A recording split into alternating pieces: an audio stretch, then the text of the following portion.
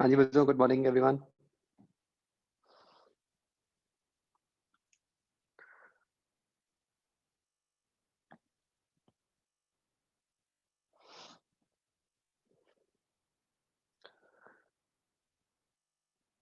तो बच्चों, आपका बाकी सब्जेक्ट्स का सिलेबस कैसे चल रहा है?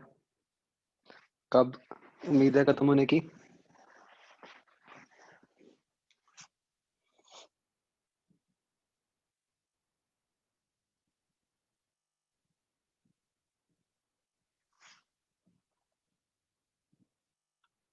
ओके।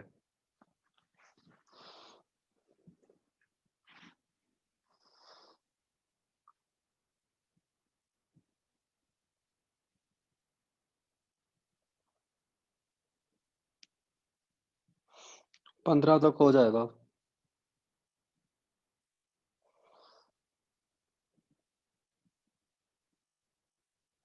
फिजिक्स भी 15 तक हो जाएगा। वैसे तो बहुत टाइम है अब आपके पास। कल यार हुई नहीं वो मीटिंग, मुझे शायद पता नहीं, मैंने कोई न्यूज़ को गलत पढ़ लिया। वो तो कोई और कॉन्फ्रेंस थी, आपसे रिलेटेड नहीं था कुछ भी उसमें।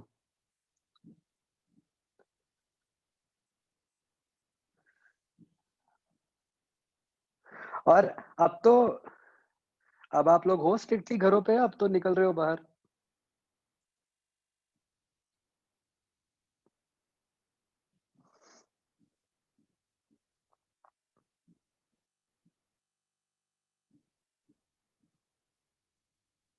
अच्छा। और आपके जो छोटे भाई बहन है, वो मतलब उनके क्या स्कूल शुरू हुए हैं? क्या सिस्टम है अभी?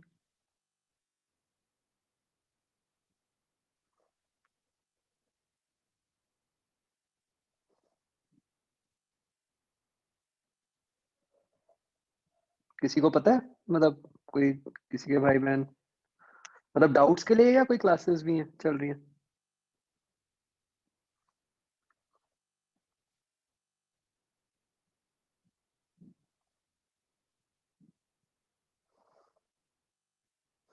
निखिल, कौन से स्कूल में बता रहे हो क्लासेस शुरू हुई हैं?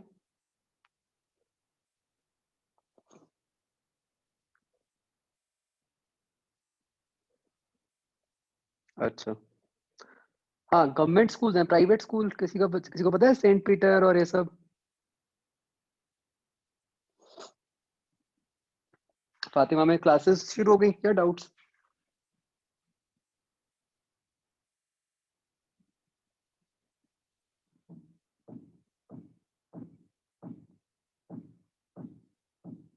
अच्छा।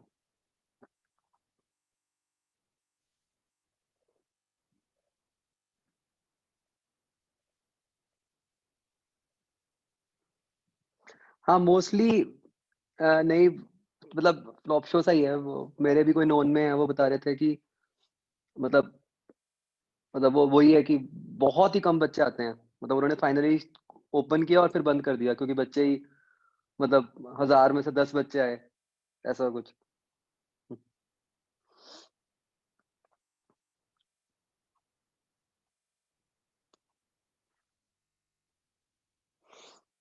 जो मैंने कल चेक किया, ये लिख लिख के, ये जो मतलब एप्पल पेंसिल है, इसकी टिप घिस गई पूरी। मेटल बाहर निकला है। इतने नोट्स बना लिए।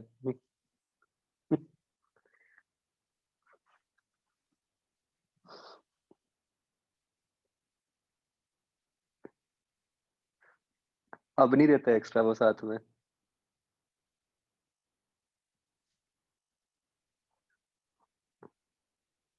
मैं लिखता कहाँ हूँ, जशन?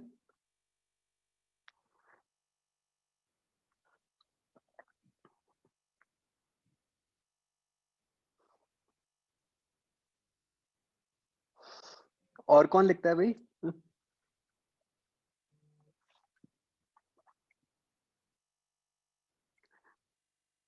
हाँ, एप्पल वाले तो लगे हुए हैं लूटने अच्छे से।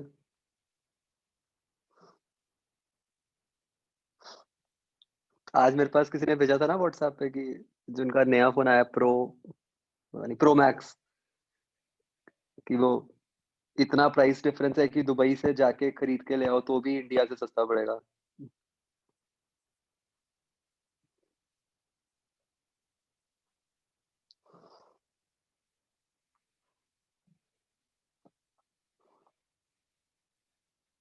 हाँ, ये इसकी टिप भी, मतलब एक टिप 400 रुपए की है।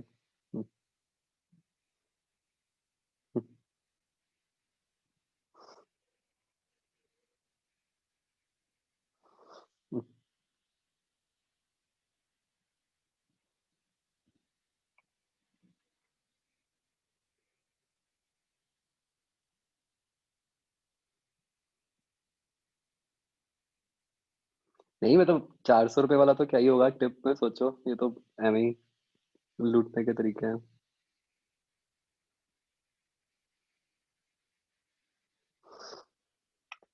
हाँ बच्चों, इससे बताओ डाउट्स।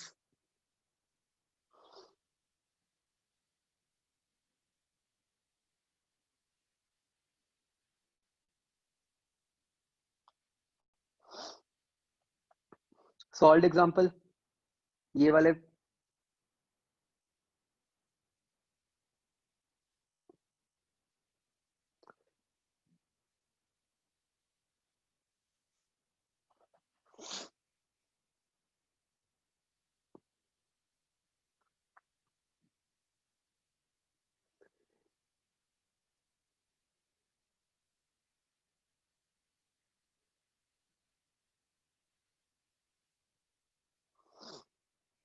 तो बच्चों, एग्जांपल वन फर्स्ट पार्ट वही जो हमने क्लास में डिस्कस किया था, है ना?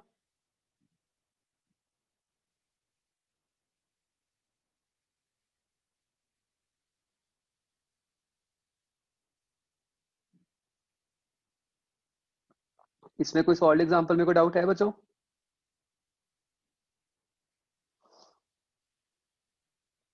D part, why must both have short focal length. ये तो जो फॉर्मूला है अपना मैग्नीफाइंग पावर का, हम दोनों में देख सकते हैं कि वो डिनोमिनेटर में है। तो फोकल लेंथ शॉर्ट होएंगी तो मैग्नीफाइंग पावर ज्यादा होएगी। सॉरी, इनकी जो एक्सप्लेनेशन है वो एक बार देखना।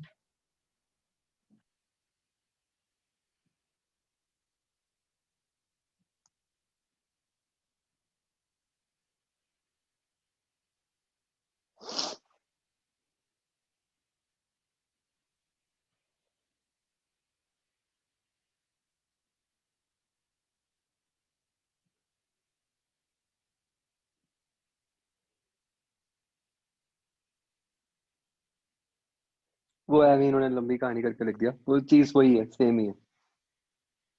ठीक है, इतना जरूरत नहीं है।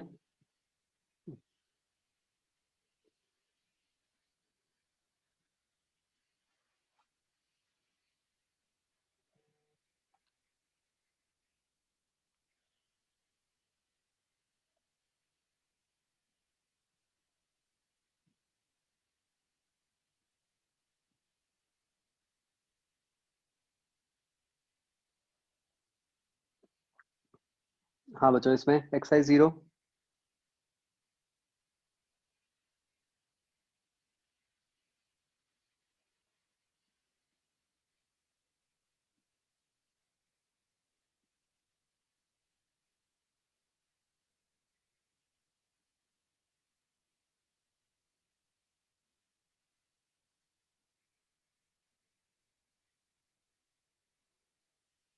एक्सरसाइज 0 में बच्चों कोई डाउट?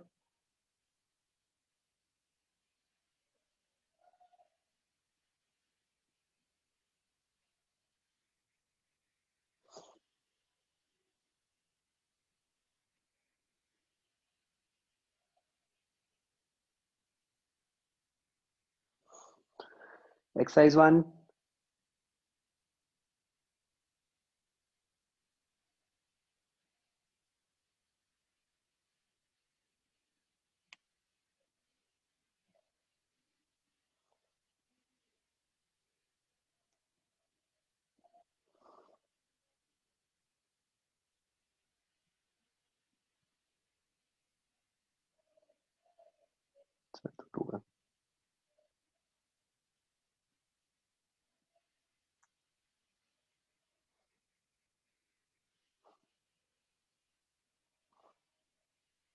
इसमें तो माइक्रोस्कोप में तो आई थिंक ये फर्स्ट 2 क्वेश्चंस ही हैं, है ना? ये 11th है एक।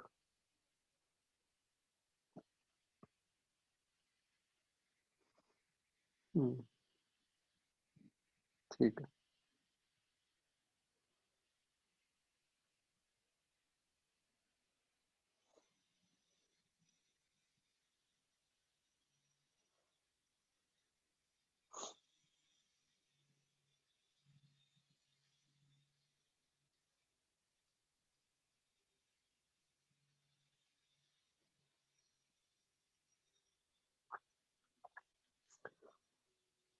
ओके, तो नेक्स्ट बच्चों, we talk about a telescope.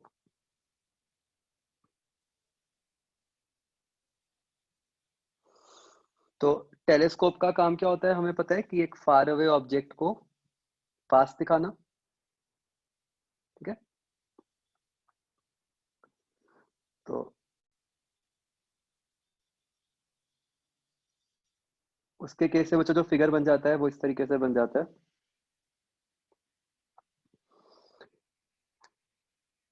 कि जैसे रेज इंफिनिटी से आ रही हैं, ठीक है? लेट्स से कि they are making an angle alpha. तो now these rays will converge at the focus।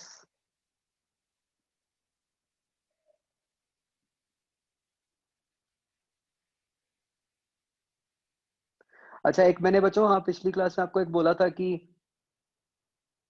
जो हमने डेरिवेशन की थी वो सारी ठीक है, या उसमें कोई शॉर्टकट मारा था हमने, क्या किया था?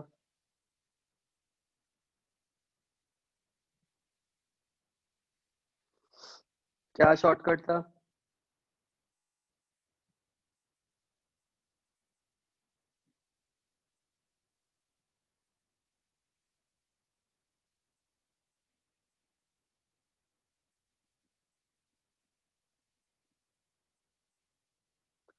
एक तो वो assumption है कि eye is very close to eye piece. Yes.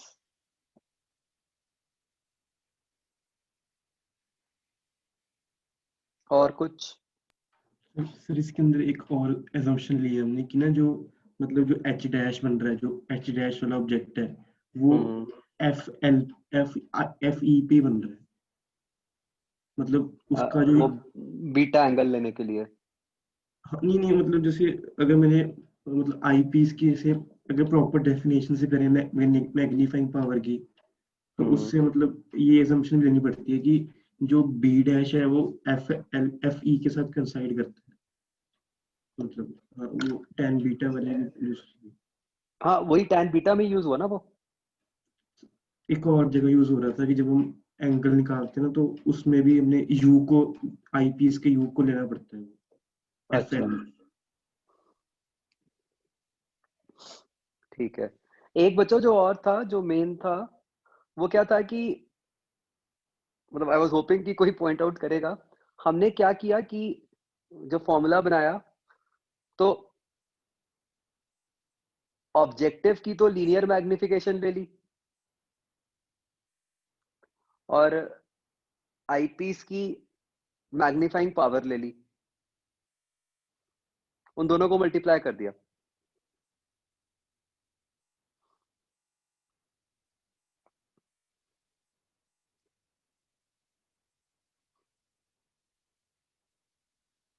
Isn't it? Normally ऐसा होता है बच्चों कि जब आप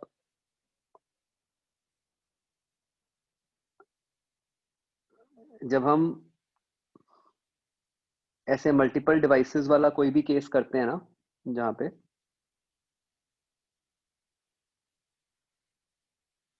मतलब कोई भी आप एक सिचुएशन ले लो जहाँ पे ऐसे कोई मल्टीपल डिवाइसेस हैं आपके,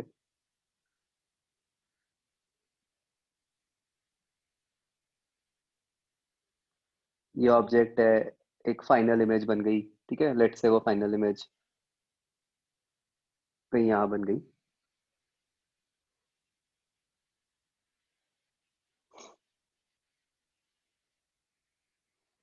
तो जो सिस्टम की नेट मैग्निफिकेशन आती है,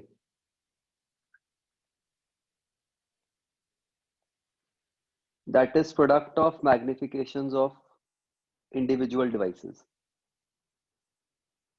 राइट? ये कहाँ से आया? वही कि जो पहले ने इमेज बनाई वो दूसरे के लिए ऑब्जेक्ट हो गया एंड सो ऑन, है ना? उससे ये बन जाएगा।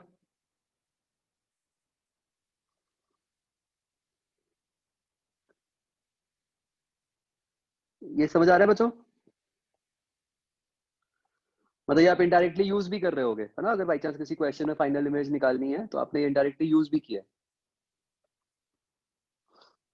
बट इस पर्टिकुलर केस में हमने क्या किया है कि हमने पहले की तो लीनियर मैग्निफिकेशन ली और दूसरे की मैग्नीफाइंग पावर ली। मतलब इन दोनों को सीधा मल्टीप्लाई करने का कोई रीजन तो नहीं जस्टिफाई किया हमने कि हम ये कैसे मल्टीप्लाई कर सकते हैं।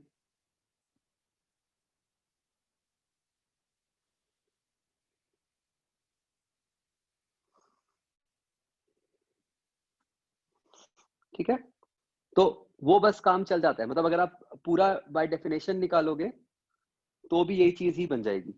मतलब इट्स नॉट कि ये गलत है, इट इज जस्ट कि जैसे मैंने बोला कि बस शॉर्टकट है कि हम सीधा लिख के काम चल जाता है।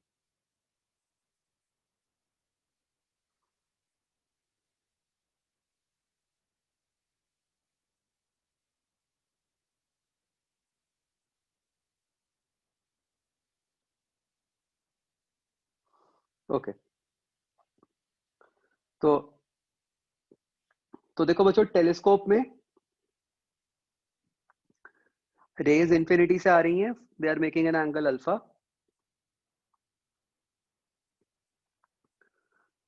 Now these rays converge at the focus of the objective। अब बच्चों इस फिगर में हमने आईपीस इस तरीके से रखा हुआ है कि ऑब्जेक्टिव और आईपीस का जो फोकस है वो कोइंसाइड कर रहे हैं। हाँ हाँ बिल्कुल, स्कूल में ऐसे ही लिखना है आपको, इसीलिए मैंने ऐसे करवाया। मतलब स्कूल के लिए ही तो करा है हमने, अदरवाइज तो जरूरत ही नहीं थी इसकी।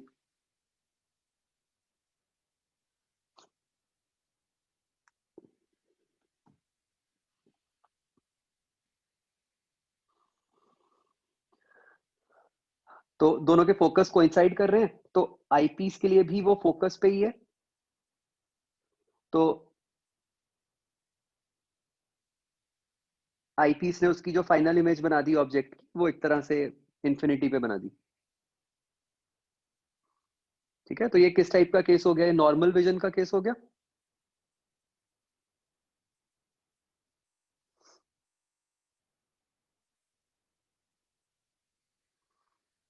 करेक्ट। तो यहां हमने दो एंगल्स शो किए हुए हैं बच्चों, एक अल्फा है और एक एंगल बीटा है। अल्फा एंगल हो गया एक तरह से जो ऑब्जेक्ट सबटेंड कर रहा है, और बीटा एंगल हो गया जो इमेज सबटेंड कर रही है।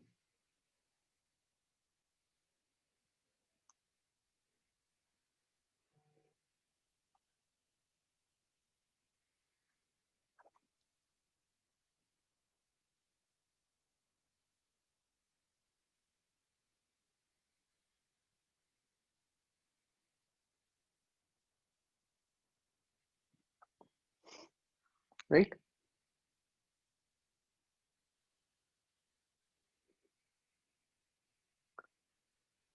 तो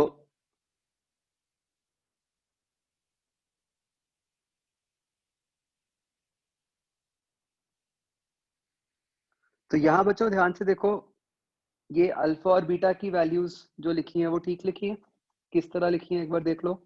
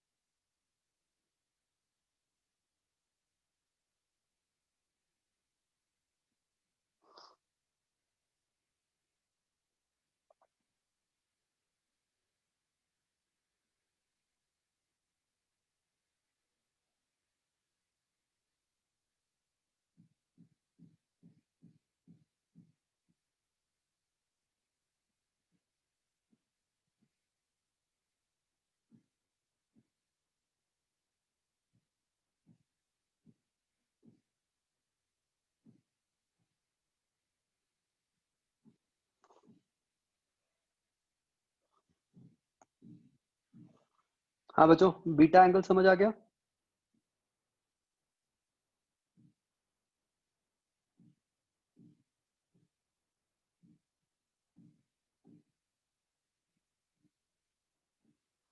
बेसिकली हमने क्या माना है कि जो अल्फा एंगल है इट इज वेरी स्मॉल, क्योंकि रेज इंफिनिटी से आ रही हैं। तो क्योंकि अल्फा एंगल स्मॉल है, तो ये वाली बच्चों जो रे है,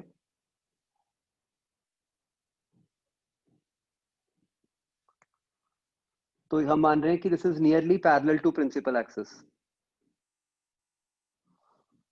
तो वो लेंस से पास करने के बाद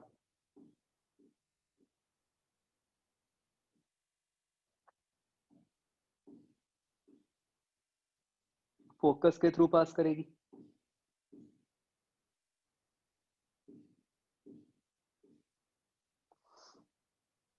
ठीक है, तो इसलिए ये जो राइट साइड वाला ट्राइंगल है उससे टैन बीटा बन गया आपका H by F C. Clear बच्चों?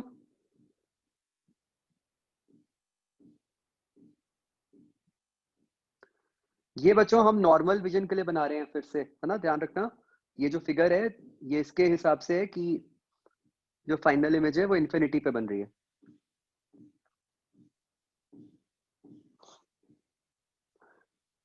तो इस केस में बच्चों आप देख सकते हो कि जो ऑब्जेक्टिव है उसका अपर्चर ज्यादा है कंपेयर टू आईपीस। वो क्यों होगा? ताकि हमारे पास सफिशिएंट रेस कैप्चर हो जाए।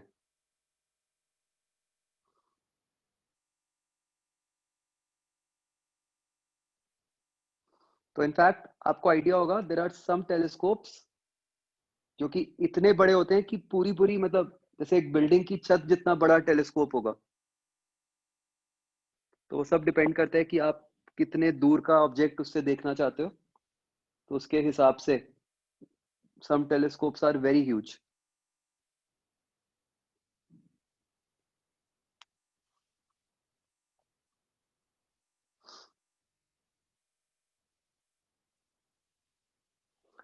तो बच्चों सर टेलीस सबर रखो स्पर्श, अभी समझ आ जाएगा।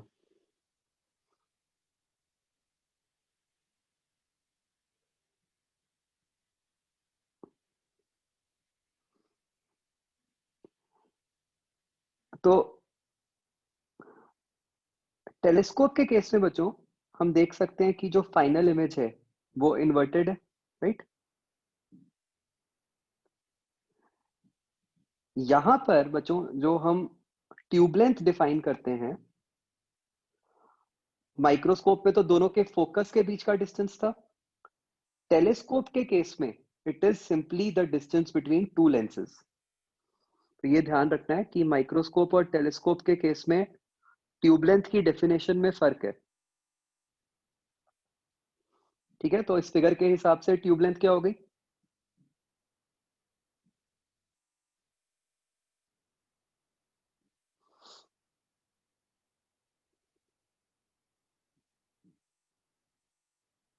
Simply F O plus F ई,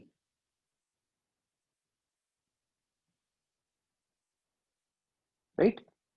हाँ स्पर्श, हो गया क्लियर?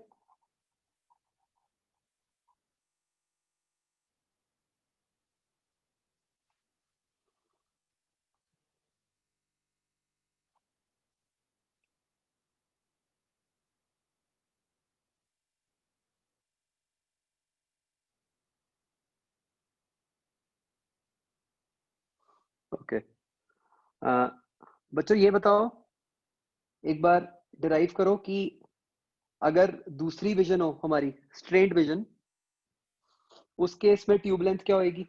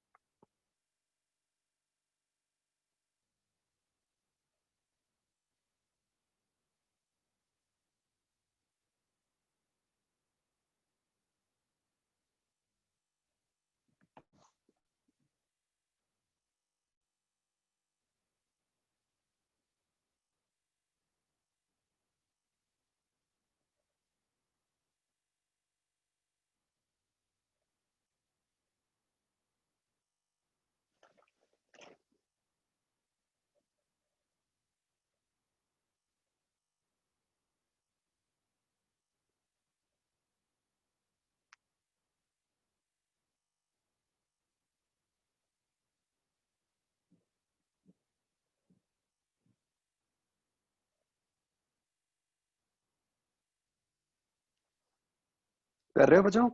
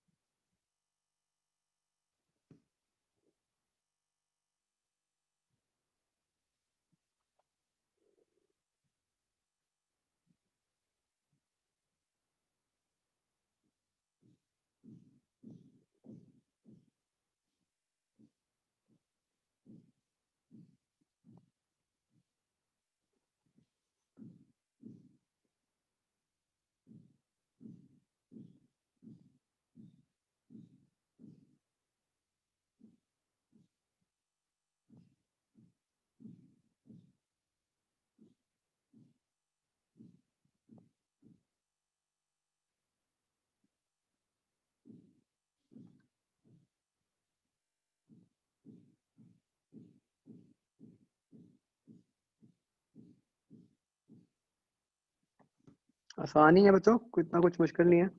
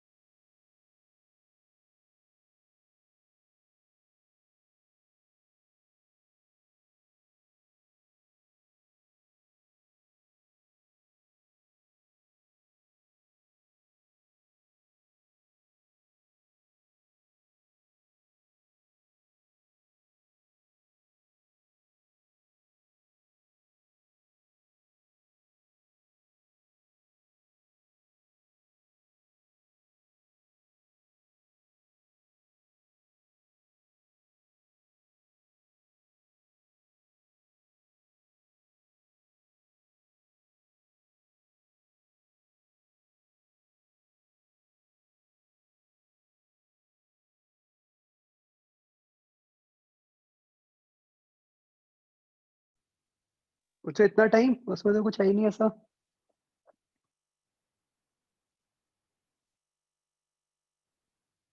बस आपको क्या करना है,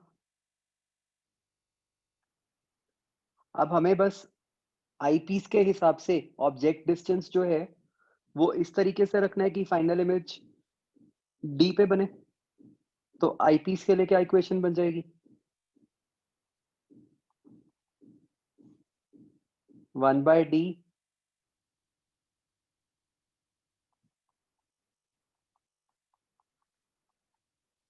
इज इक्वल टू 1/fe।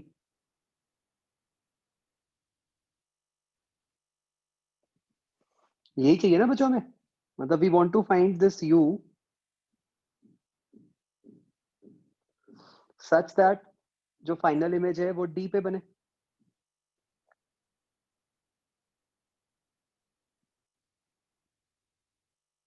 तो u क्या हो गया आपका? dfe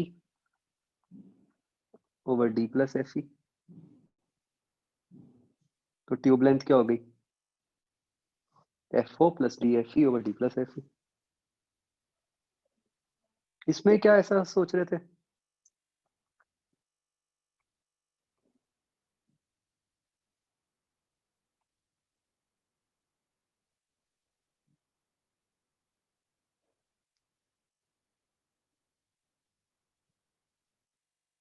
understood everyone? Sir yes. यहाँ पे u इक्वल एफ नहीं है। यहाँ पे ये जो u आया हमारा, ये FO के इक्वल ही होना चाहिए।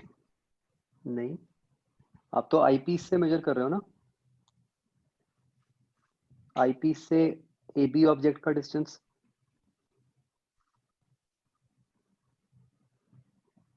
ये जो AB वो होगा, मतलब हमारी इमेज होगी इस केस में, मतलब वो होगी तो फोकल लेंथ पे वहां दूसरी साइड से। नहीं, आप आईपीस के ऊपर लेंस फॉर्मूला लगा रहे हो ना, तो जो आप डिस्टेंस लोगे वो तो आईपीस से लोगे ना।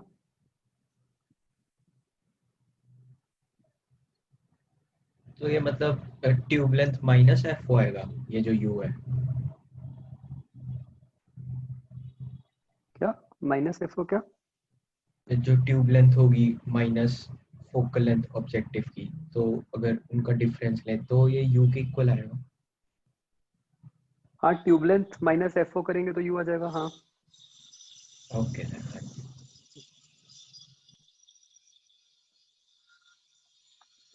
तो अब बच्चों टेलीस्कोप के केस में जो हम मैग्नीफाइंग पावर डिफाइन करते हैं, that is simply defined as the angle subtended by image upon angle subtended by object. ठीक है, तो वो बेसिकली सीधा सीधा बीटा अपॉन अल्फा हो गई,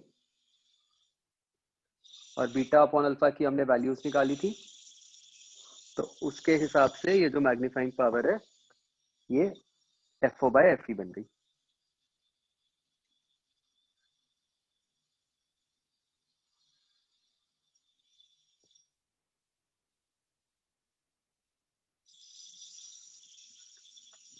यहां पे हमने वो डेफिनेशन नहीं यूज की कि जो माइक्रोस्कोप में की थी, कि angle subtended by object when it is at capital D. बताओ ऐसा क्यों?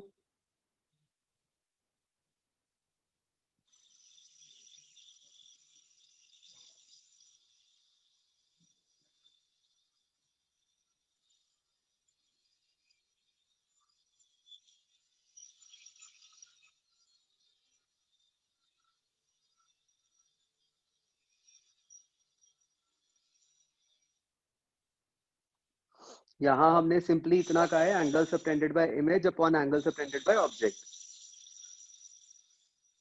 इसको आप कंपेयर कर सकते हो ना।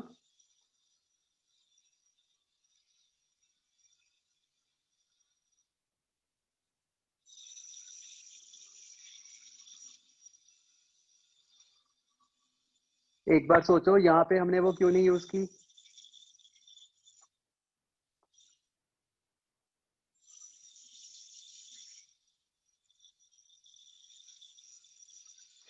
कोई सेंस नहीं बनती ना बच्चों उसको यूज करने की, ऑब्जेक्ट तो आपका इंफिनिटी पे है। अब हम कहें कि when that object is at least distance of distinct vision, what sense does it make?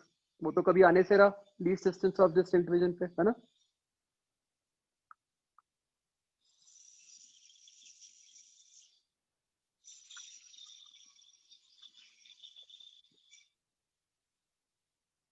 आया समझ बच्चों?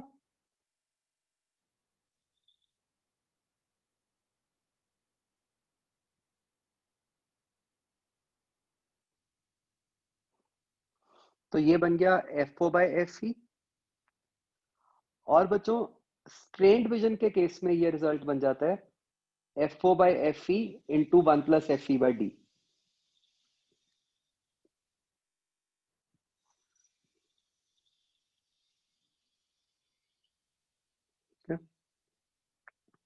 तो वैसे ये डेरिवेशन है नहीं अपने सिलेबस में, बट आप ट्राई कर सकते हो, आराम से ड्राइव हो जाती है। ठीक है बच्चों, एक बहुत ध्यान रखना है, जो गलती होने का चांस है। बताओ माइक्रोस्कोप के लिए क्या था मैग्नीफाइंग पावर का फॉर्मूला स्ट्रेन्ड विजन में?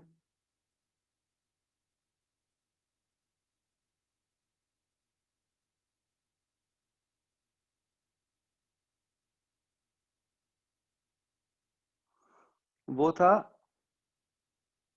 L by F O into one plus D by F E. तो ये ध्यान रखना है कि वहां पर one plus D by F E था, इधर one plus F E by D है, उल्टा है ना। यहाँ गलती होने का बहुत चांस है।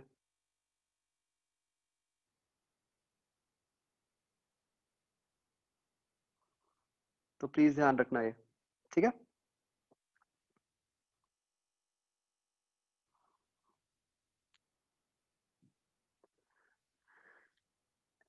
नेक्स्ट बच्चों हम बात करते हैं टेरेस्ट्रियल टेलीस्कोप की। तो टेरेस्ट्रियल टेलीस्कोप, ये जो हमारा नॉर्मल टेलीस्कोप है इसके जैसा ही है, सिर्फ हमने एक चेंज किया है कि हमने बीच में एक और लेंस इंट्रोड्यूस कर दिया। वो लेंस जो है बच्चों, वो ऑब्जेक्टिव और आईपीस से इस तरीके से रखा गया है कि वो दोनों के फोकस से 2f डिस्टेंस पे है। इससे क्या फायदा हो जाएगा बच्चों?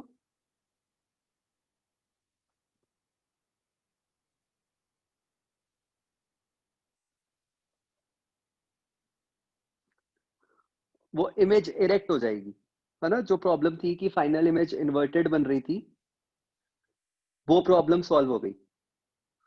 एंड क्योंकि हमने डिस्टेंस 2f ही लिया है, तो साइज पे कोई फर्क नहीं पड़ा, है ना।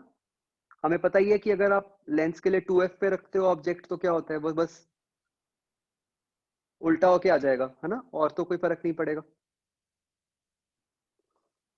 तो बस इसका रोल सिर्फ इतना था कि इससे इन्वर्टेड इमेज वाली प्रॉब्लम खत्म हो गई, ठीक है। तो इस केस में ट्यूब लेंथ क्या हो गई अब?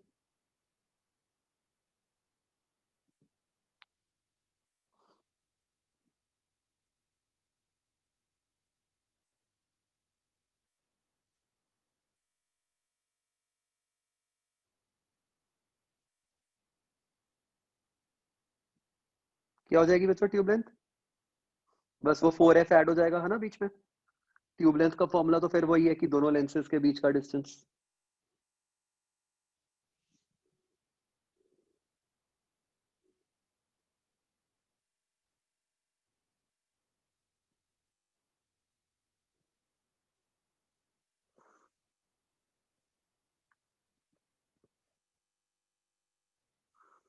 तो ये नोट कर लो।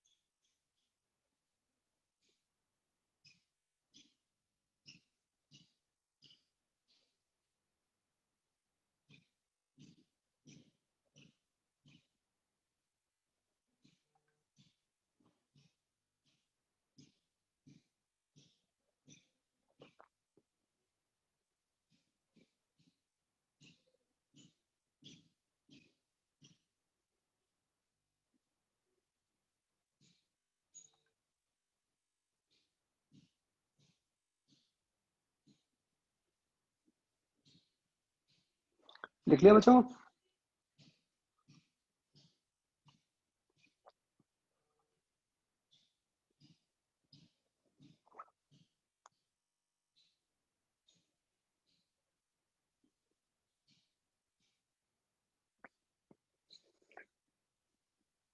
ओके,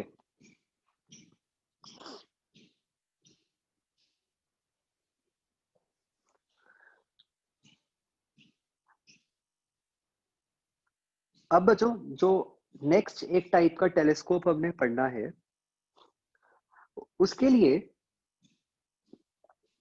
हम बच्चों बात करते हैं दो डिफेक्ट्स की जो कि नॉर्मली डिवाइसेस में होते हैं। एक को हम कहते हैं क्रोमैटिक एबरेशन, ठीक है?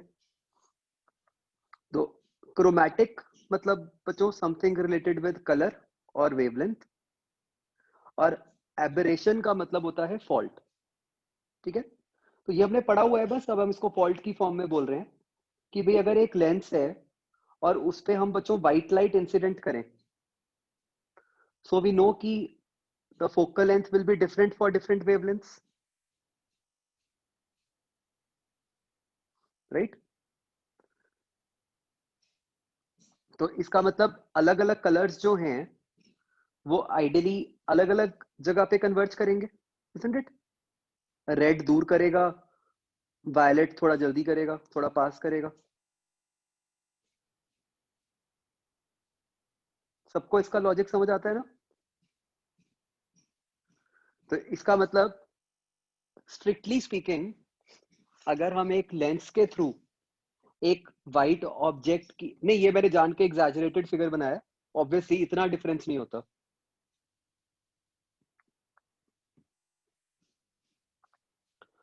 तो स्ट्रिक्टली स्पीकिंग जब हम लेंस के थ्रू एक इमेज देखेंगे, मतलब एक ऑब्जेक्ट को देखेंगे, तो हमें उस ऑब्जेक्ट की मल्टीपल इमेजेस नजर आएंगी ऑफ डिफरेंट कलर्स, है ना? रेड कलर की इमेज कहीं और बनी हुई होगी, येलो की कहीं और बनी हुई होगी, एंड सो ऑन। तो ये जो फॉल्ट है इसको हम कहते हैं क्रोमैटिक एबरेशन, ठीक है? तो इसको हम क्या बोलेंगे? Inability of lens to converge all wavelengths at one point.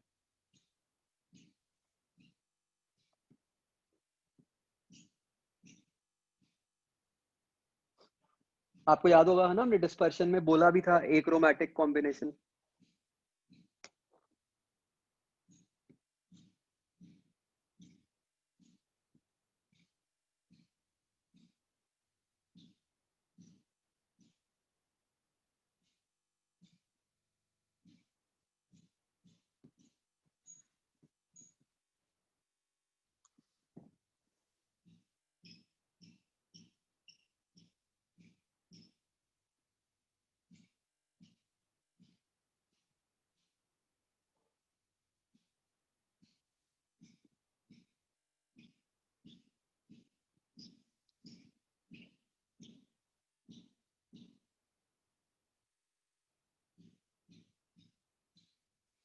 तो इसको रिमूव करने का क्या तरीका है बच्चों?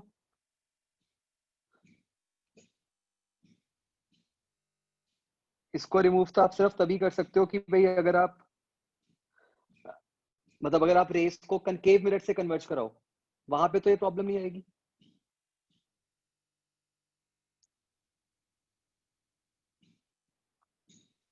है ना? क्योंकि कनकेव मिरर की फोकल लेंथ तो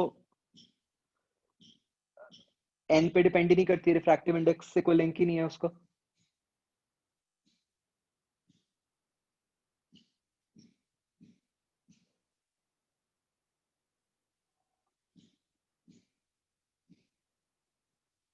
तो अगर आप रेस को with the help of mirror converge कराओगे तो वहां पे कोई प्रॉब्लम नहीं आएगी।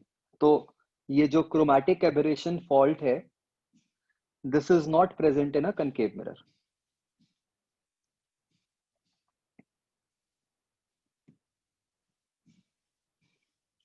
आ रहा है समझिए बच्चों?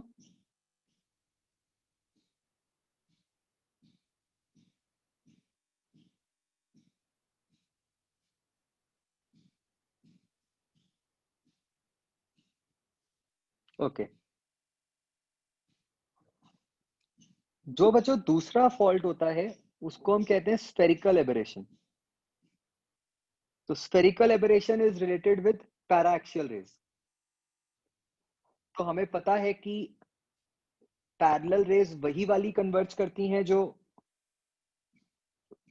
प्रिंसिपल एक्सिस के बहुत पास होती हैं, है ना। जो दूर होंगी वो फोकस पे कन्वर्ज नहीं करेंगी, कहीं और कन्वर्ज करेंगी।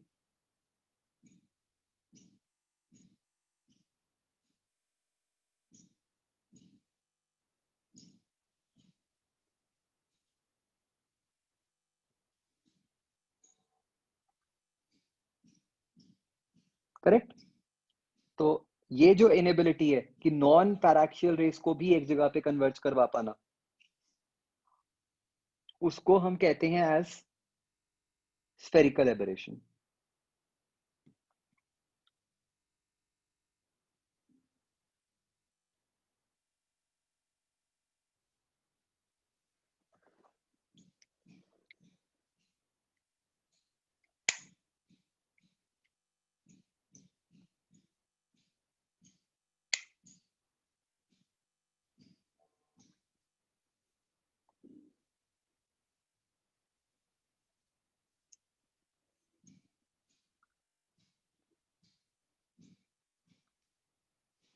तो इसको रिमूव करने का बच्चों क्या तरीका है स्फेरिकल एबरेशन को?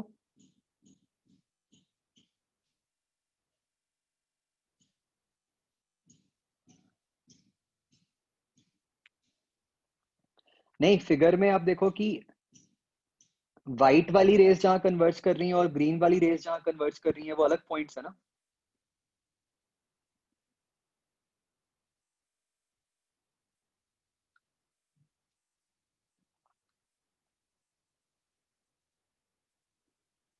मतलब ये दोनों ग्रीन रेज एक ही जगह पे क्यों कन्वर्ज कर रही है? मतलब दिस इज अज्यूमिंग कि दोनों का डिस्टेंस सेम है प्रिंसिपल एक्सिस से।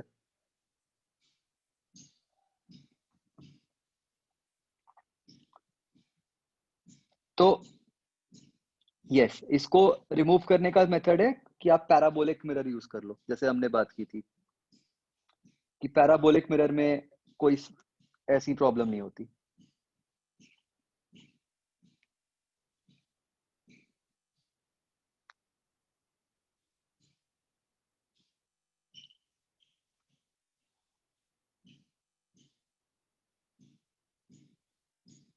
तो ये बच्चों दो तरीके के फॉल्ट्स होते हैं जो कि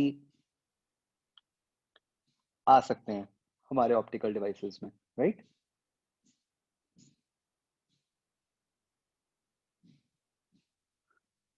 बच्चों लेंस के केस में होती है स्फेरिकल एबरेशन।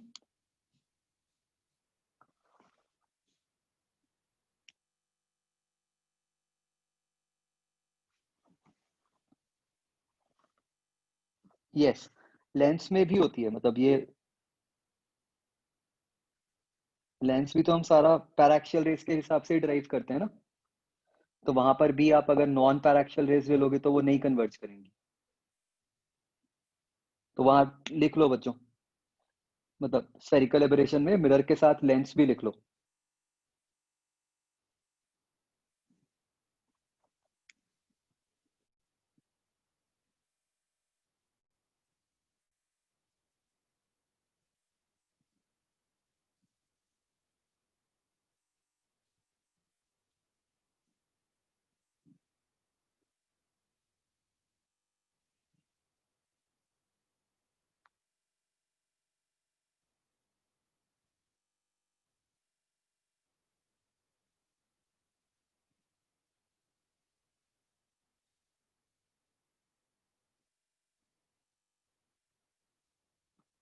ठीक है। तो तो अब बच्चों हम बात करते हैं जो हम एक दूसरे टाइप का टेलीस्कोप यूज करते हैं। इसको बच्चों हम कहते हैं रिफ्लेक्टिंग टेलीस्कोप। ठीक है। जो पहले वाला था उसको हम कहते थे एज रिफ्रैक्टिंग टेलीस्कोप। जो नॉर्मल टेलीस्कोप होता है, लेंसेज हैं तो रिफ्रैक्शन हो रही है।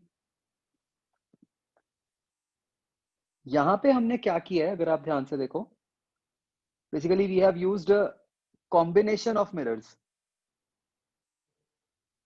और लाइट जो है वो उन मिरर्स के थ्रू पास करके फिर आईपीस के थ्रू जा रही है। तो basically we have replaced objective with a mirror.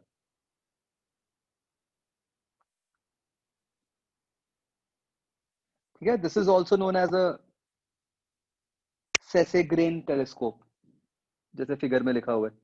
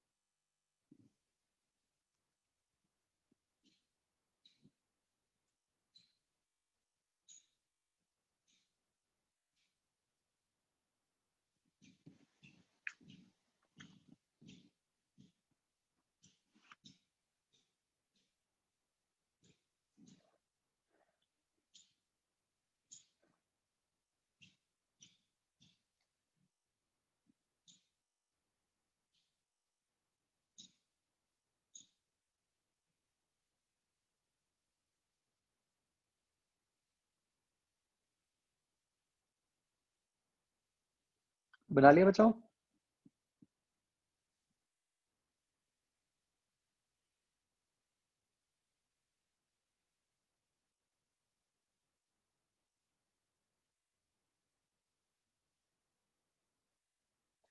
तो बच्चों बस इसका एडवांटेज क्या है कि हमने जो ऑब्जेक्टिव को रिप्लेस कर दिया विद अ मिरर, तो इससे हमें क्या फायदा हो गया कि जो लेंस वाली क्रोमैटिक एबरेशन थी वो अवॉइड हो गई।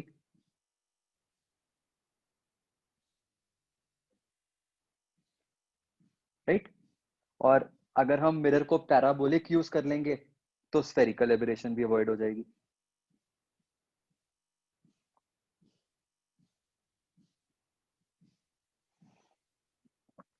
तो इसलिए बस हम ये वाला टेलीस्कोप यूज करते हैं ताकि हम ये दोनों फॉल्ट्स को रिमूव कर पाए।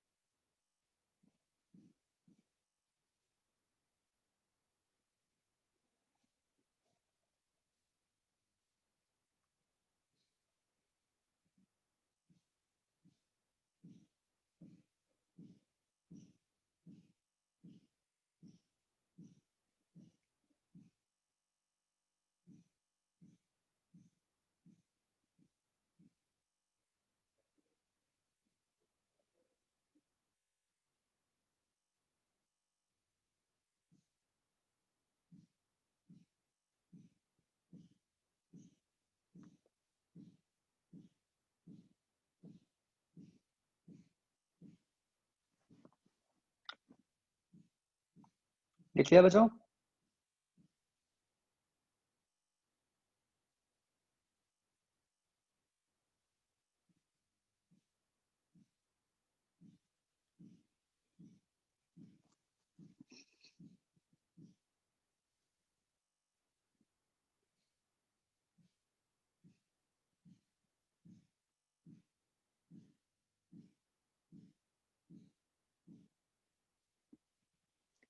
ओके।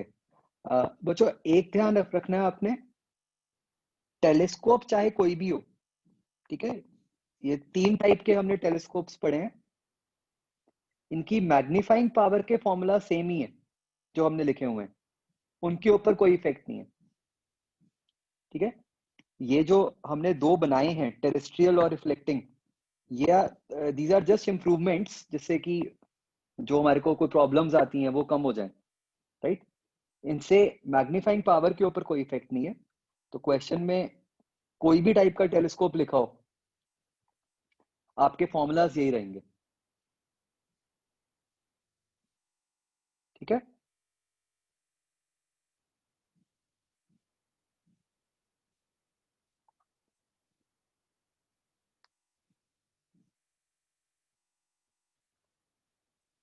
तो ये बच्चों अपना हो गया चैप्टर खत्म। आई वाला पार्ट सिलेबस में नहीं है, मैंने आपको बता दिया था शायद।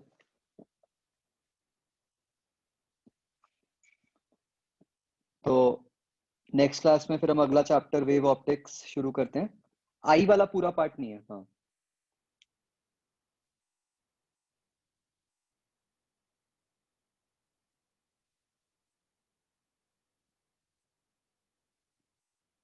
तो अपना वेव ऑप्टिक्स है, मॉडर्न है और सेमीकंडक्टर्स है। अच्छा हाँ सच, अरे मैं भूल गया था, क्लास तो 12:30 तक होती है, मेरे माइंड में 12:15 पता नहीं कैसे आ गया था। अभी शुरू करते हैं।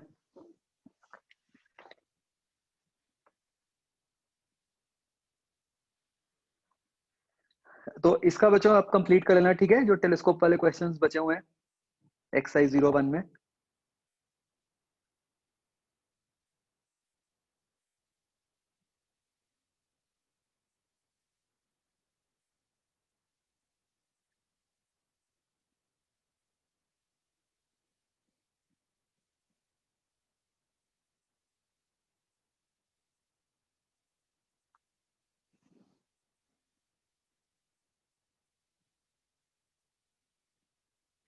तो बच्चों नेक्स्ट चैप्टर है अपना वेव ऑप्टिक्स।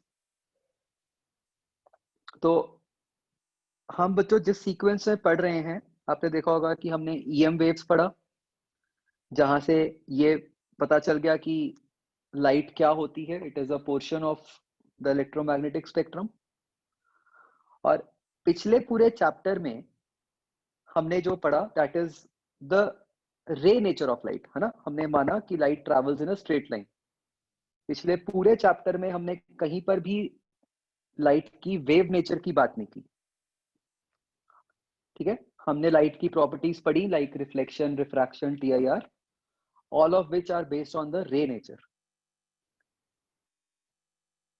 इस चैप्टर में हम जो पढ़ेंगे that is wave nature of light.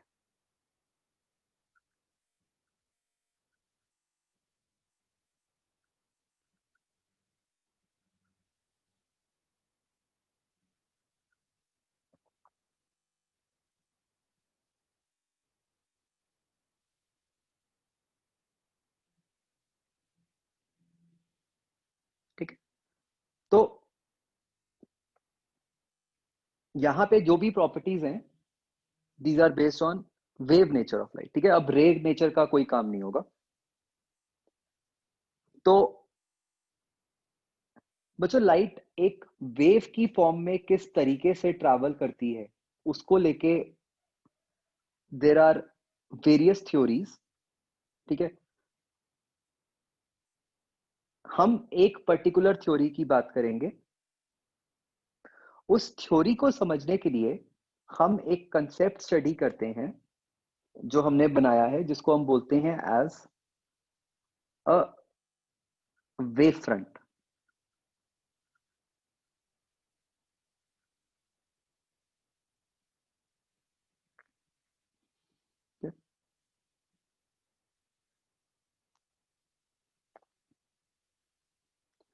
तो बच्चों वेव फ्रंट किस तरह से हमने डिफाइन किया है? It is an imaginary surface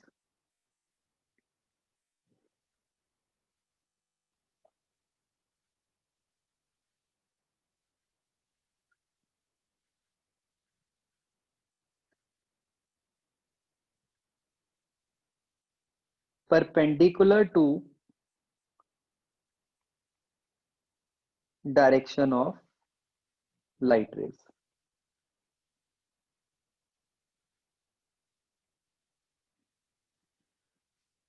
तो जैसे बच्चों अगर हमारी लाइट रेज इस तरीके से जा रही हैं टुवर्ड्स राइट,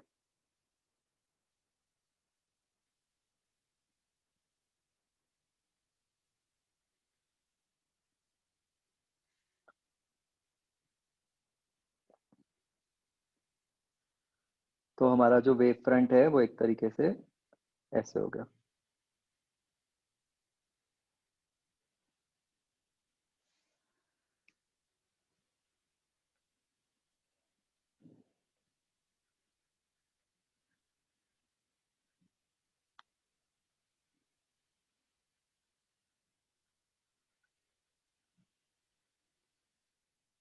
राइट?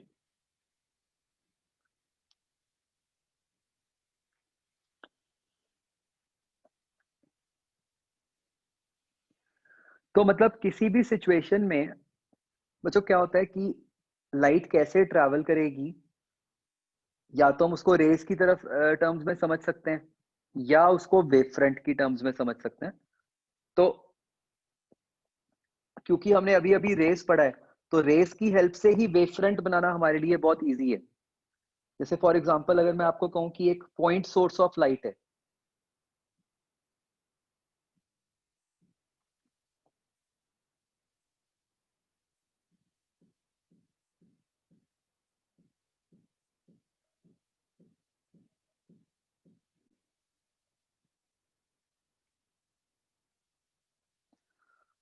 तो अगर हमें पॉइंट सोर्स ऑफ लाइट के बच्चों वेव फ्रंट्स बनाने हैं, वो कैसे होंगे? हम पहले रेस बना लो, फिर रेस से परपेंडिकुलर सरफेस बना देंगे।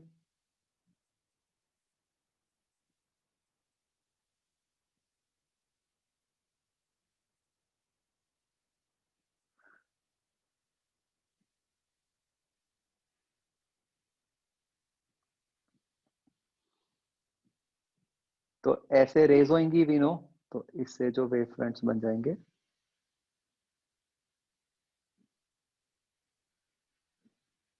वो इस तरीके से स्फेरिकल वेव फ्रंट्स बन जाएंगे।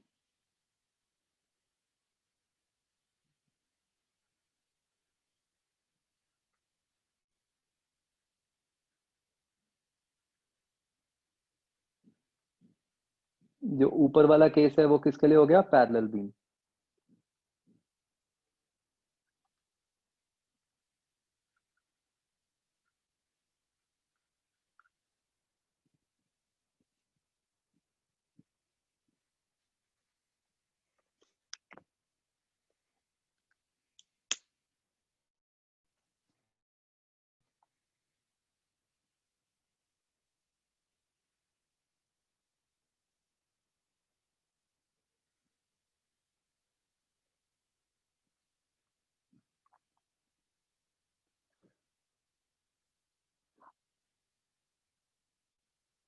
अगर बच्चों हम एक लीनियर सोर्स ऑफ लाइट की बात करें,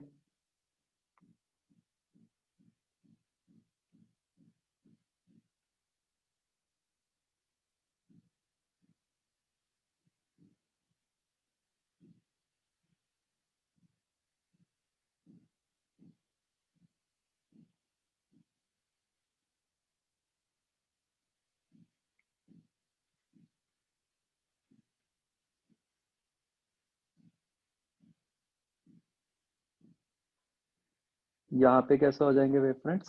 सिलेंड्रिकल।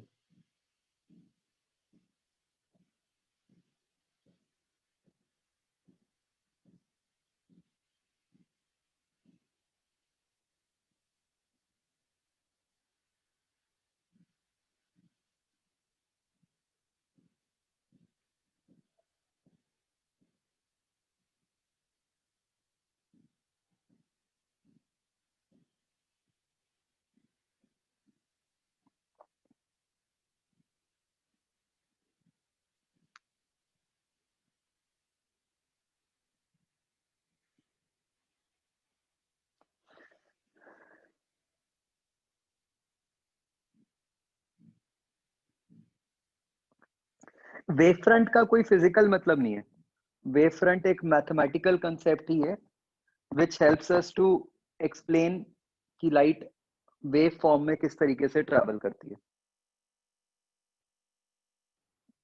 असली में तो कुछ होता नहीं है वेव फ्रंट जैसा। Sir sir yes yes sir वापस बता दो, वो नेटवर्क नहीं आ रहा था, कनेक्ट नहीं हो रहा था। तो मैं कह रहा था कि वेव फ्रंट का कोई फिजिकल नहीं, वेव फ्रंट क्या होता है वो, उससे पहले ये वाला चैप्टर जब स्टार्ट हुआ वहां से। यार वीडियो देख लेना, मैं पूरा थोड़ी दोबारा बताऊंगा। Okay sir.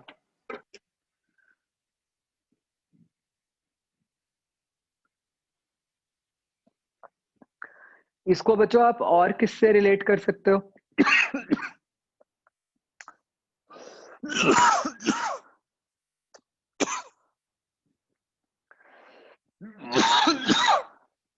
मतलब इस चैप्टर में पुराने किस कंसेप्ट से रिलेट कर सकते हो?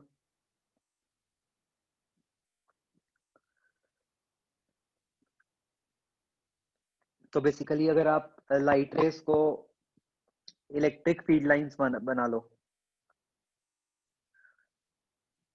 तो जो ब्लू सरफेस है वो क्या बन गई?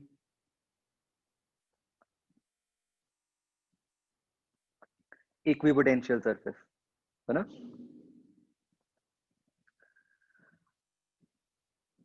अगर आप लाइट रेस को इलेक्ट्रिक फील्ड लाइंस मानते हो तो जो ब्लू सरफेस है वो क्या बन गई?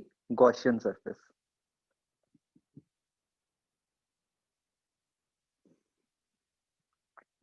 ठीक है, अभी आदित्य सिर्फ इतना आप समझ लो कि वेव फ्रंट होता क्या है। Basically it is an imaginary surface perpendicular to light rays, मतलब लाइट रेज की डायरेक्शन के परपेंडिकुलर एक सरफेस बना दी हमने, और ये इमेजिनरी है। बच्चों समझ आ रहा है? इक्विपोटेंशियल सरफेस भी हम ऐसे ही बनाते थे। और आप गॉसियन से भी रिलेट कर सकते हो कि पॉइंट सोर्स को अगर आप पॉइंट चार्ज मान लो तो उसकी गॉसियन सरफेस स्फेरिकल बन गई, या अगर एक लाइन चार्ज मानोगे तो उसकी गॉसियन सरफेस सिलेंड्रिकल बन गई, है ना?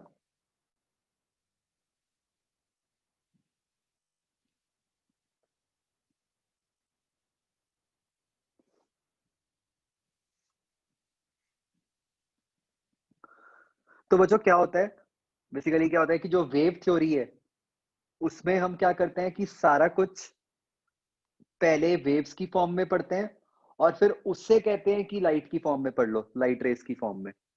उल्टा तरीका क्या हो सकता है कि रेस की फॉर्म में पढ़ लो और फिर उससे वेव फॉर्म बना लो। तो it is one and the same thing.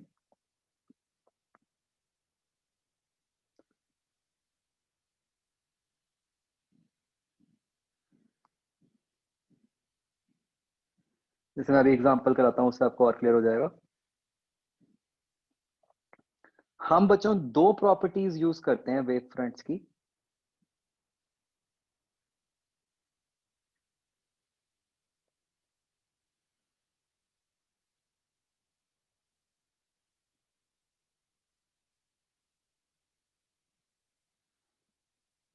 एक तो ये कि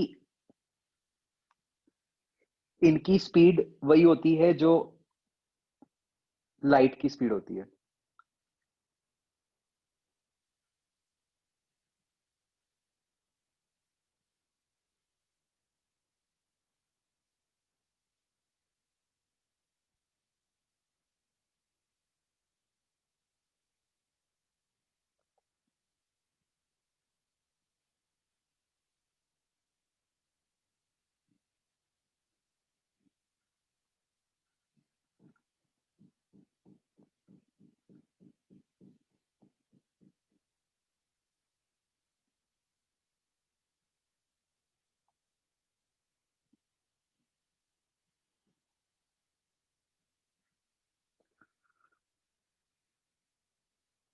दूसरी बच्चों जो प्रॉपर्टी होती है वेव फ्रंट की वही होती है कि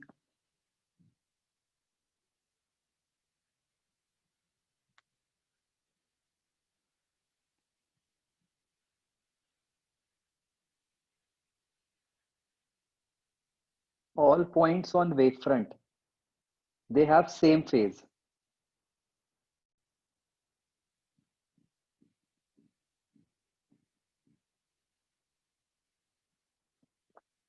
ठीक है, ये हम प्रूव नहीं कर सकते।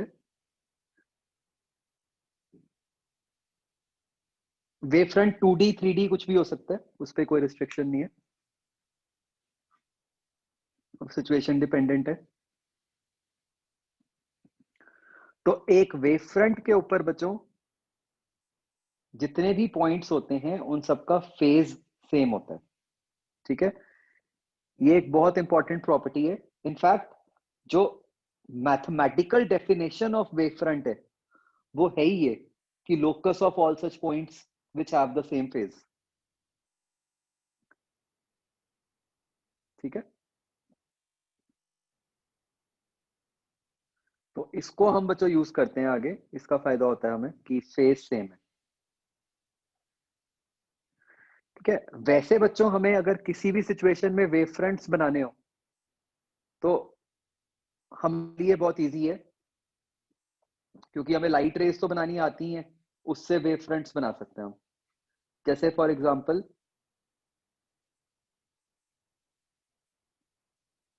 अगर मैं आपको क्वेश्चन दूं,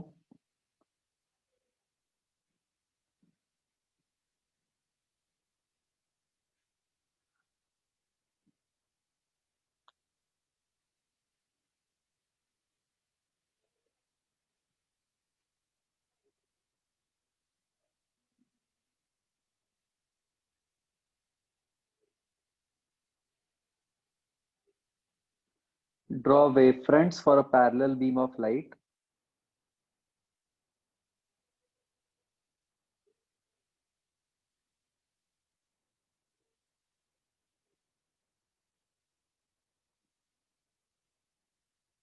passing through a convex lens। Try करो, कुछ नहीं करना, पहले लाइट रेस के लिए बना दो, उससे उसके वेव फ्रंट्स बना दो।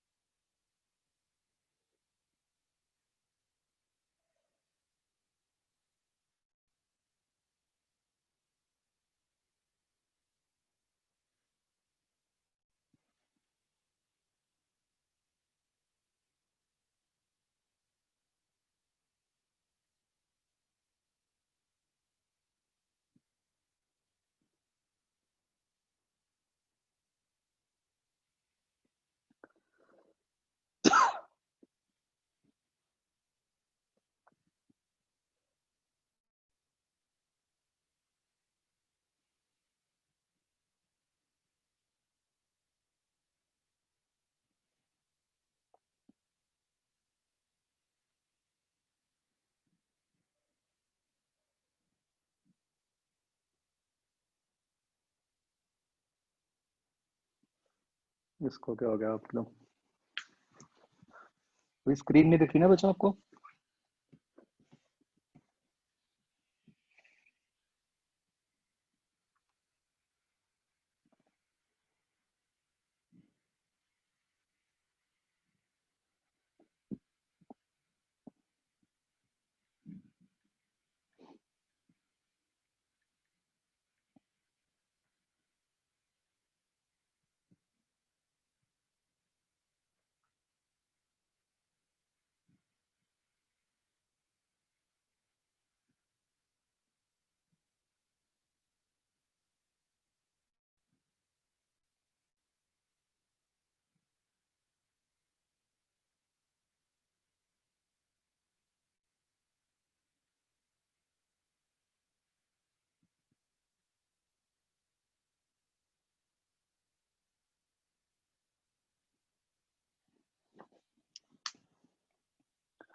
हाँ जी, तो अब क्या होगा बच्चों इस केस में?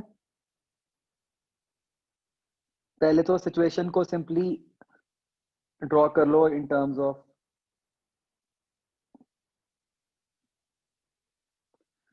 Light rays.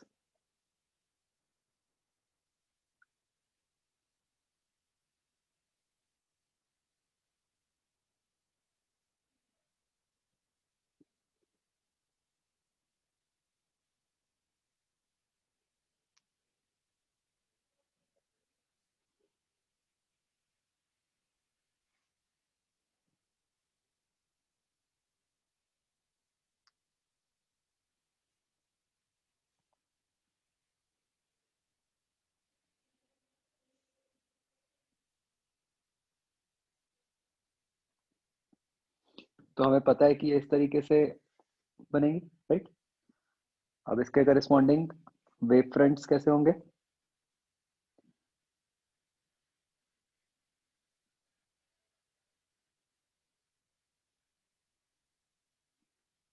पहले तो पैरेलल सरफेसेस,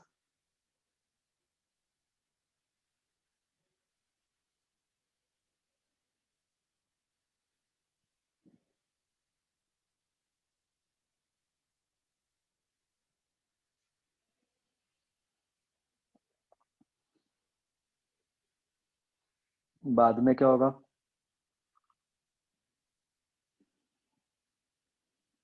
ऐसे स्फीयर्स,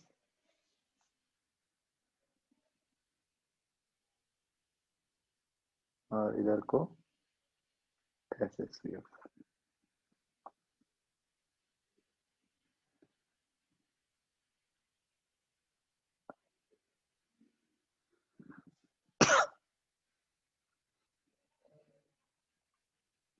मुझे समझ आ गया कैसे बनाया वेव फ्रंट्स?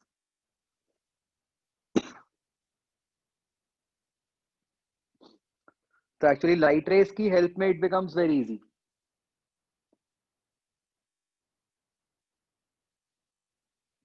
ये हमने राइट साइड पे क्यों दिखाए हैं? क्योंकि मतलब रेज उसके बाद भी तो फैल रही होंगी ना, once they pass through focus.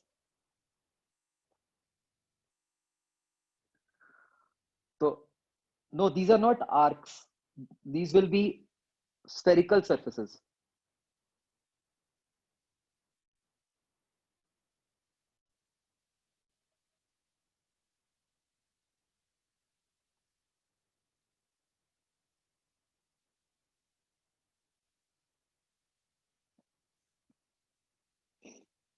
हाँ, जिनका सेंटर फोकस पे होगा, यस।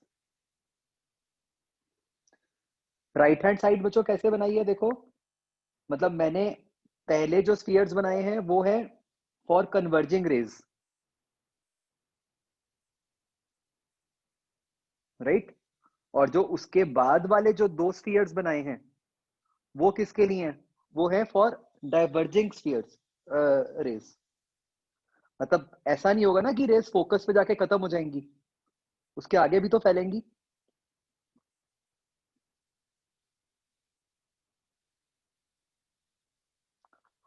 बच्चों आपको इनडायरेक्ट क्वेश्चन भी आ सकता है जहां पे आपको वेव फ्रंट्स बना के दिए हो और आपको ये कहा जाए कि जो बीच में डिवाइस है उसको आइडेंटिफाई करो, इजंट इट?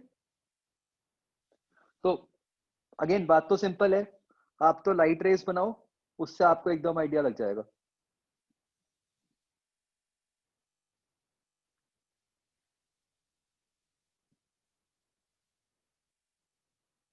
जैसे बच्चों अगर मैं कहूं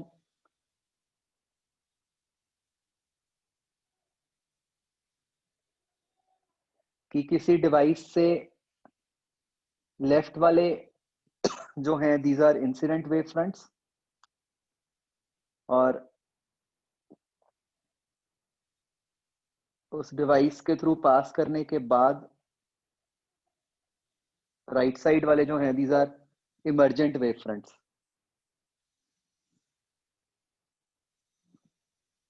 तो ये क्या डिवाइस हो सकता है इन दोनों के बीच में?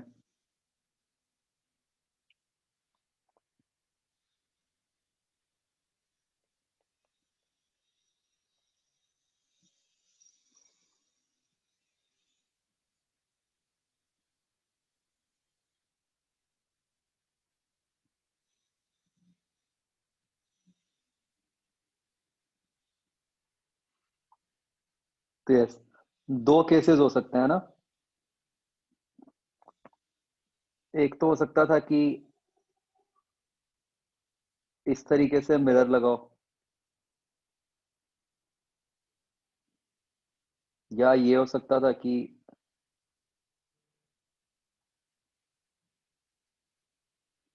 ऐसे प्रिज्म रखा हो, है ना।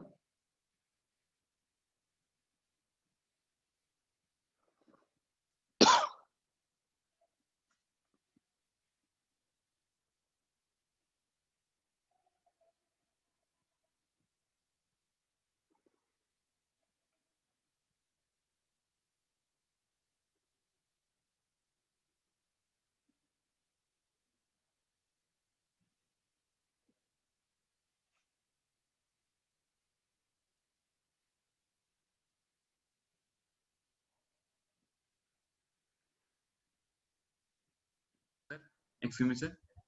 यस। सर आपने पहले जब बोला था ना कि जैसे इस जब हमने इस कंसेप्ट को थोड़ा सा इलेक्ट्रोस्टैट्स वाले से माना, कंपेयर किया था कि हम मान लेते हैं कि जो इलेक्ट्रिक जो रेज हैं वो मतलब लाइट की तरह है, और एक जो सरफेस है वो गॉसियन सरफेस करें। सर मतलब ये हर जगह वैलिड है कि मतलब जैसे हम मान ले कि जो लाइट रेज है वो एक इलेक्ट्रिक फील्ड लाइंस थी, और जो सरफेस बनानी है उसकी गॉसियन सरफेस बना लेनी है। हाँ, मतलब एक ही बात है ना। गॉसियन सरफेस जो इक्विपोटेंशियल सरफेस थी वो भी फील्ड लाइंस के परपेंडिकुलर होती है। यस सर, जो होती वेव है सर। फ्रंट है वो लाइट रेस के परपेंडिकुलर है, तो बात तो सेम ही है। Okay sir. Sir yes. Sir prism वाले केस में मतलब सारी पैरेलल ही होंगी। वो तो मतलब अगर आप पैरेलल बीम भेजोगे तो पैरेलल ही होगी। नहीं, वो ऐसा नहीं था कि मतलब आई स्मॉल होना चाहिए वो। नहीं, अगर आप यहाँ पे एक रे जैसे ये है, दूसरी रे अगर आप इसके पैरेलल भेजोगे तो इसका तो सब कुछ सेम ही होगा ना, इसकी तो डिविएशन भी वही होएगी और वो निकलेगी भी ऐसे ही।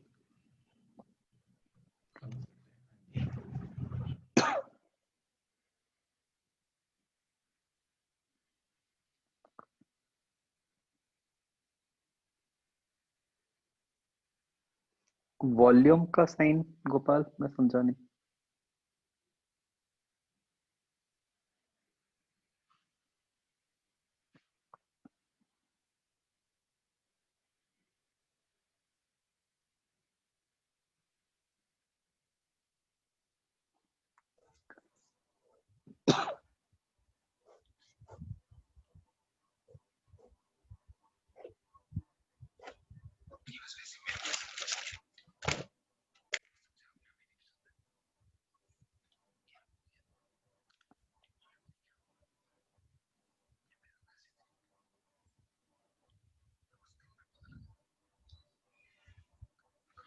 अच्छा, ये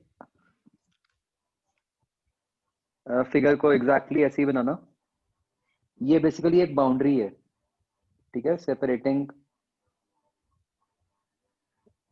n1 एंड n2।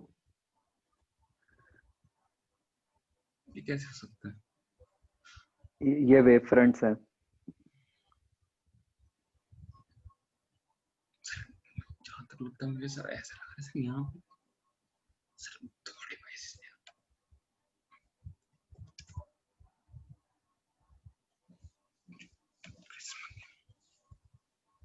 प्रिज्म कैसे? जशन, तुम्हारे महंगे वाले हेडफोन्स म्यूट पे नहीं है।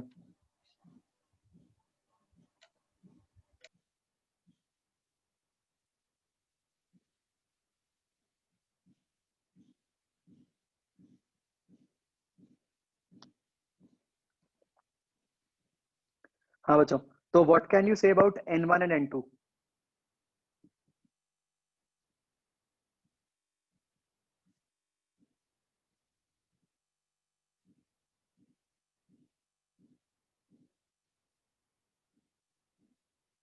मतलब कौन सा बड़ा होगा कौन सा छोटा होगा, कंपेयर करना है n1 n2।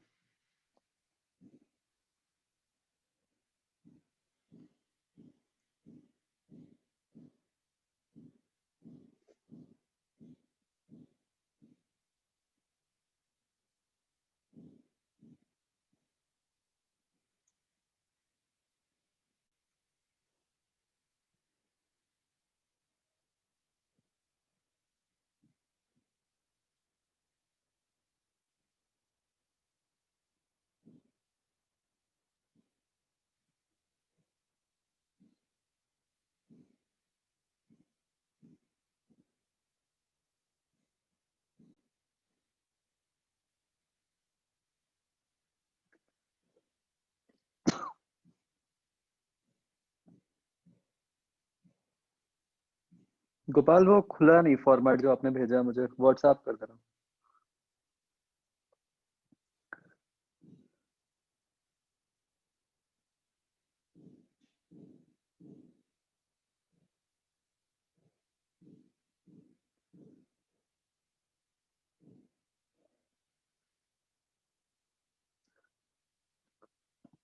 तो यस, अगर आप यहाँ पे बच्चों बिल्कुल सिंपल था, अगर आप यहाँ पे लाइट रे बनाओगे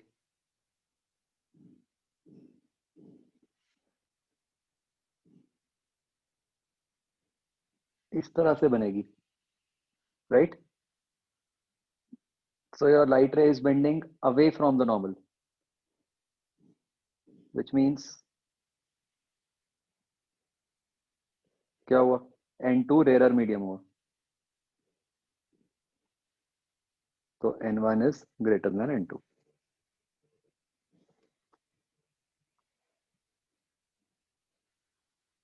Understood?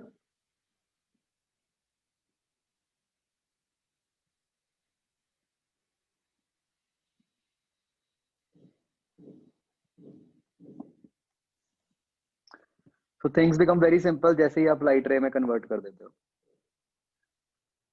एक बच्चों आपको ख्याल है जब मैं आपको रिफ्रैक्शन समझा रहा था तो मैंने कहा था टायर मान लो,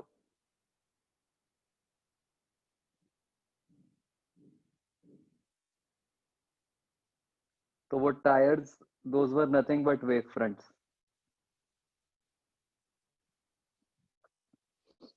ठीक है, चलो ठीक है बच्चों, दैट्स इट। आज हमारी डिस्कशन है 3A की।